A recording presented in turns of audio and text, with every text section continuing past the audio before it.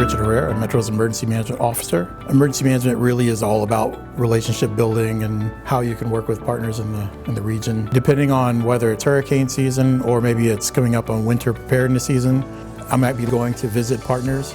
I'm not only sharing with them how we can help them, but I'm providing a realistic route to how we can help them. When we've determined there's a hurricane X days away, I call the operations folks, the leadership, and we start saying, okay, what's the game plan for essential employees? We call our representatives in and we staff the Emergency Operations Center.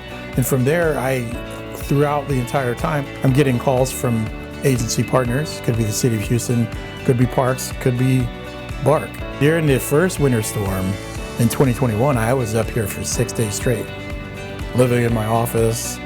Going back to Hurricane Harvey, we were transporting fuel to senior care facilities just to make sure the generators stayed on. Because ultimately, they're out to save lives and we're there to support them saving lives. During disasters, when you rely on people and relationships the most to get things done, it's not just about authority, it's not just about who's higher on the food chain. I'm here to support everybody at Metro. I'm here to support the people in the community and to make sure that we keep people moving.